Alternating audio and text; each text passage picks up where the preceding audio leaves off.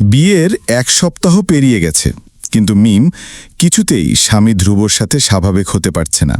বিয়ের দিন থেকে মাথায় শুধু একটাই চিন্তা ঘুরপাক খাচ্ছে, কি করবে বুঝতে পারছে না। ভেতরে ভেতরে গুমড়ে মরছে সে। ভাবতে ভাবতে ফোনটা হাতে নিতেই একটি অপরিচিত নম্বর থেকে কল এলো। হ্যালো, আসসালামু আলাইকুম। বাহ, বিয়ের পর কণ্ঠ বদলে গেল কিভাবে? তুমি কেন কল করেছো? নম্বর কোথায় পেলে? খুঁজলে ঈশ্বরকেও মেলে, আর তুমি তো সামান্য মেয়ে মানুষ। কেমন আছো আমাকে ছেড়ে? তোমার স্বামীর মাঝে কি আমাকে পাচ্ছ দেখতে? সে কি আমার থেকেও ভালোবাসছে তোমাকে? প্লিজ ফোন রাখো, আমাকে এসব উল্টাপাল্টা বলতে আর ফোন করো না। ফোন তো করবই, তোমাকে ছাড়া থাকা সম্ভব না আমার। তুমি চলে এসো আমার কাছে, আমাকে ক্ষমা করে দাও। তুমি আমার জীবনে দয়া করে নতুন কোনো অশান্তি করো না, আমাকে আমার মতো থাকতে দাও। তুমি একটা অসুস্থ মানুষ, আমাকে ঠকিয়েছ আর এখন আমাকেই দোষ দিচ্ছ। আমি অত শত বুঝি না, আমার তোমাকে চাই। তোমার বরকে ছেড়ে চলে এসো, আর যদি সেটা না পারো শুধু যোগাযোগটা রেখো আমার সাথে প্লিজ। কিছুতেই সম্ভব না, আমি আমার স্বামীকে ঠকাতে পারবো না। তোমার আর আমার ছবি আর অনেক তথ্য প্রমাণ আছে আমার কাছে, ভুলে যেও না। তুমি আমার কথা না মানলে আমি তোমার স্বামীকে সব দিয়ে দেব। কেন এমন করছো আমার সাথে? আল্লাহর দোহাই লাগে, আমার জীবন থেকে চলে যাও। আমাকে আর কখনো ফোন দিও না, আমার জীবনটা আর নষ্ট করো না। কোথায় ছিলে তুমি যখন আমি তোমাকে বিয়ে করতে বলেছিলাম? পালিয়ে গিয়েছিলে কাপুরুষের মতো। কি করবে বুঝে উঠতে পারছে না। মিমের মাথায় রাজ্যের চিন্তা। ধ্রুব যদি ভুল বোঝে, যদি তাকে আর বিশ্বাস না করে, তাহলে সংসারটা টিকিয়ে রাখা যাবে না। জীবনটা কেন যে এমন হলো? রাতে অফিস থেকে ফিরে ধ্রুব ফ্রেশ হয়ে মিমের পাশে এসে বসল। তুমি কি কিছু নিয়ে চিন্তা করছো? কেমন যেন লাগছে। ঠিক আছো তো তুমি? না, মানে ঠিক আছি। কিছু বলতে চাও আমাকে? বিশ্বাস করে বলতে পারো। আমি চাই না তোমার আমার ভেতরে কোনো কিছু নিয়ে সমস্যা থাকুক। আমি তোমাকে ভালোবেসে শ্রদ্ধার সাথে সংসার করতে চাই। কিছু বলতে চাই, কিন্তু কিভাবে বলবো বুঝতে পারছি না। আমার একটা বাজে অতীত আছে, যেটাকে আমি ভুলে যেতে চাই, কিন্তু ভুলতে পারছি না।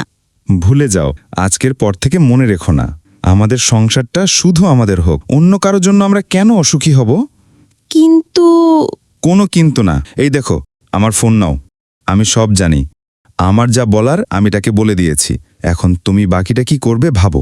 মিম ধ্রুবর ফোন নিয়ে ভয়ে ভয়ে শুভর পাঠানো মেসেজ আর স্ক্রিনশটগুলো দেখল। অবাক হয়ে গেল সে।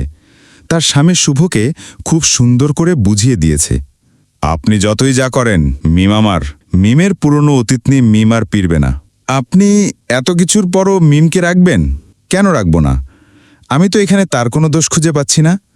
দোষী তো সে যে কথা দিয়ে মাঝ রাস্তায় চলে যায়। আপনি কখনো মিমকে ভালোবাসেননি। যদি বাসতেন তাহলে তার সম্মান নিয়ে এভাবে খেলতে পারতেন না। যে লোক প্রেমিকার সম্মান রাখতে পারে না, সে আর যাই হোক কখনো প্রেমিক হতে পারে না। মানছি আমার ভুল, কিন্তু আমি মিমকে ভালোবাসি। ওকে ছাড়া আমি বাঁচব না। কেমন ভালোবাসেন আপনি? ভালোবাসার মানুষকে ভালো রাখতে জানেন না, আবার বলেন ভালোবাসি। হাস্যকর।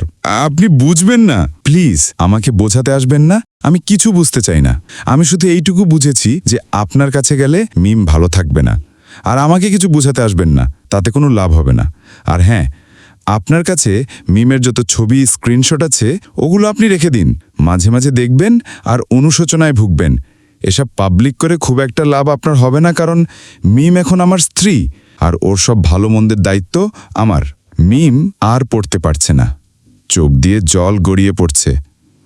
কান্না করো, তবে এই ব্যাপারে আজকেই শেষ কান্না। আর কখনো এটা নিয়ে আমাদের ভেতরে কোনো কথা হবে না।